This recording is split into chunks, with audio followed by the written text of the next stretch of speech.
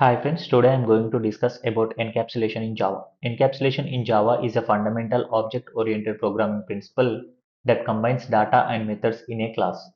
It is one of the four fundamental object-oriented programming principles in Java, along with abstraction, inheritance, and polymorphism. Encapsulation is achieved using private variables and public getter and setter methods. Private variables make sure the security of the variables inside the class, and getter and setter methods are used to access the private variables and modify the private variables from outside of the class. Getter method is used to access the variables from outside the class, and setter method is used to modify the private variables from outside the class. Let's see how the getter and setter methods works in a class. So let's see with an example. Here we create a Java class, Java file main.java, and we'll take a person class person, and in that class we'll take a private variable and public getter and setter methods. Here private variable private string name, and let's take a setter method to assign the value to the variable name. Public void setter method has set name, and it is parameterized. Name is a parameter, and we'll allocate this name to private variable, and we'll take a getter method to access the value of name. The return type of getter method is string, and get name is the method name, return name. This is a private variable, and this is a setter method to modify the name, and this is a getter method to access the name from outside of the class. Let's take a main method in main class, public static void main, and let's create a object of person class. And as the variable name is private, so we can't assign the value of name from outside of the class. So if you want to assign like this, it raises an error. It says that the field person.name is not available. So in order to modify or assign the names to the private variables from outside the class, we have to use the setter methods.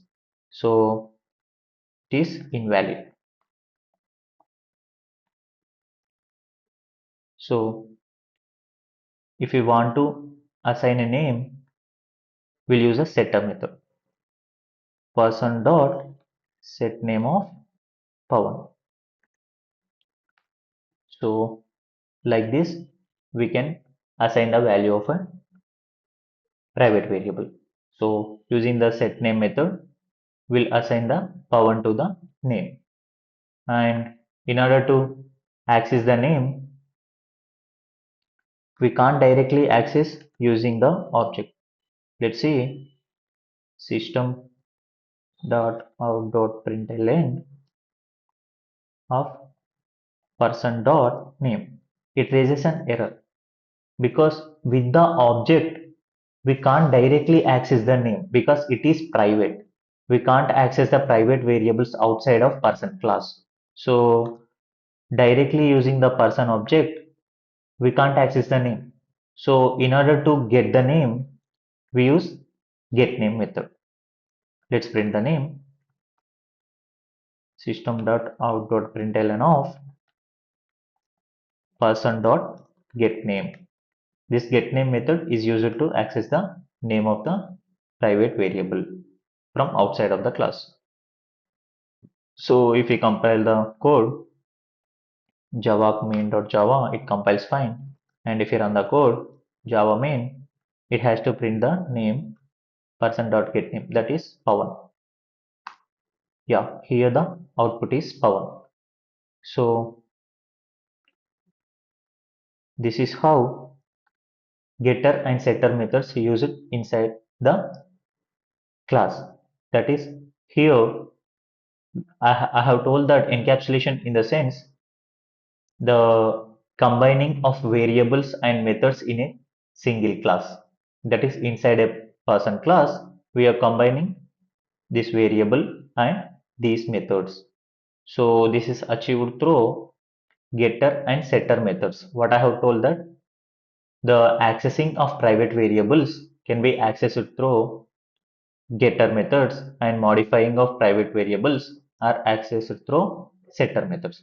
So using set method only, we can modify the name, and using get method only, we can access the name. Only these two methods helpful in modifying or accessing the private variables. So we can't directly access or modify the private variables. So this is how getter and setter methods are useful. Let's see, if you take a password, private string pwd is equals to pawan123.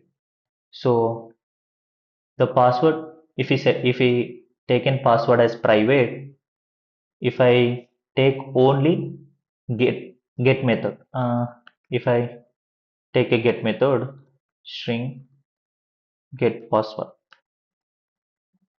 return password, and here I have only taken the getter method.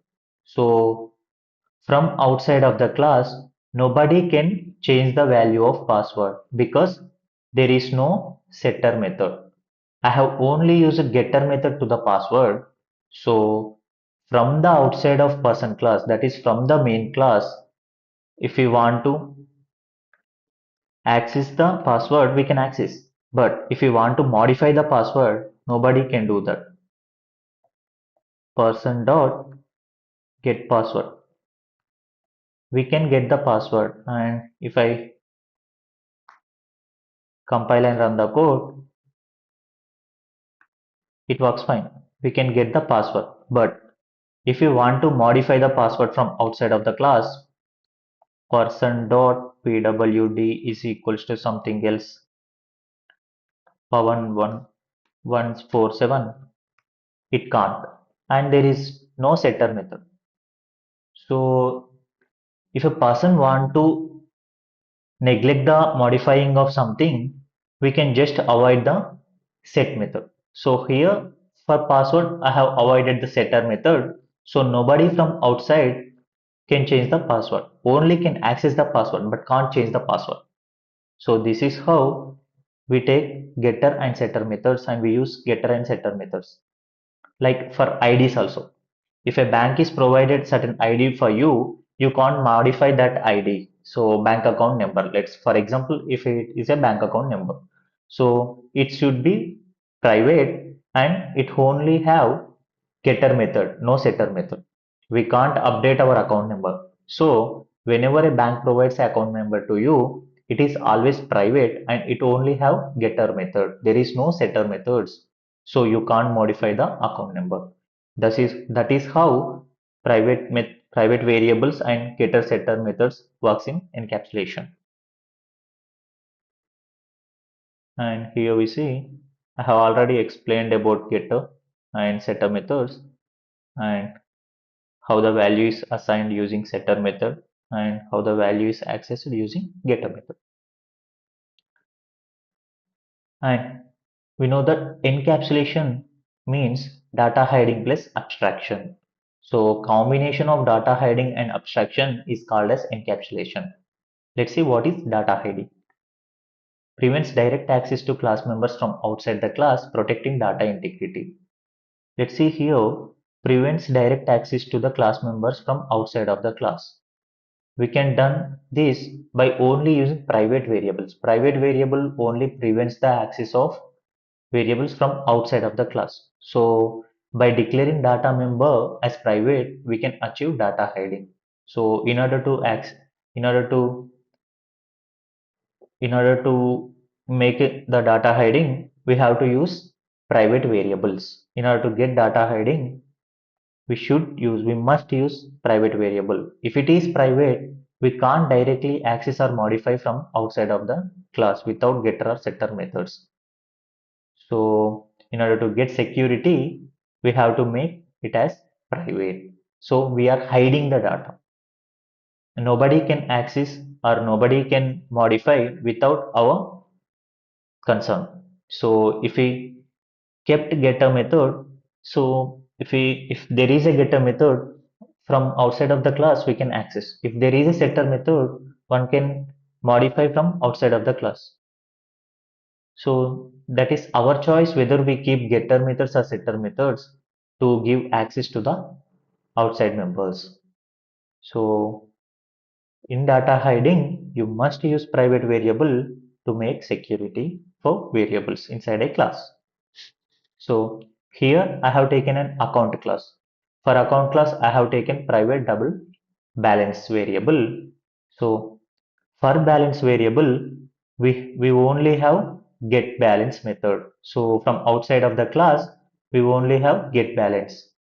If we have set balance, anyone can modify the balance. So to avoid that, only getter method is there. We can only view the balance, but we can't access and modify the balance. This is how security works in data hiding. So it is more secure and we make sure to use private keyword in data hiding. Let's see what is abstraction. Hiding internal implementation and just highlight the set of services what we are offering is the concept of abstraction. Just all the implementation, all the background work is hidden. Only the service requirements are being projected to you or highlighting to you. So let's see a real-time example, ATM. When you use an ATM machine, you can withdraw money, check your balance or deposit cash without knowing the internal processing of how the bank handle transactions. So you can only view the names, that is view balance, withdraw cash, but you don't know what is happening behind that. So this is how abstraction works, hiding the internal implementation and showing only services that what we require. So you see only the essential functionalities like cash withdrawal, balance inquiry. You don't see how the machine connects to the bank or verifies your account or updates the balance or process transaction internally. You don't see those. So this is abstraction, hiding complex implementation details while exposing only the necessary functionalities. This is abstraction works in Java. This is how it works in Java. Let's see an exercise. What is the main purpose of encapsulation in Java? So what is encapsulation? Let's see. To allow direct access to private variables, to improve code performance, no, to restrict direct access to class members and provide controlled access. Yeah, option C is correct. Second question. Which access modifier is commonly used to implement encapsulation in Java? To implement encapsulation, we need data hiding. So to work data hiding, we use private variable. How can private variables in an encapsulation class can be accessed? How can be accessed using getter methods or setter methods? So option B is correct. Fourth question. What will happen if a setter method is not defined for a private variable in a class? If there is no setter method, we can't modify the value of the variable. So the variable will still be modified directly. No, because the variable is private, we can't modify directly. The variable cannot be changed from outside of the class. Yeah, option B is correct. Fifth question. How does encapsulation relate to data hiding? Encapsulation make all variables public? No. Encapsulation allow controlled access to variables by keeping them private, yes, and exposing them through methods, that is getter and setter methods. So option B is correct. Thank you. Please like, share and subscribe for more videos.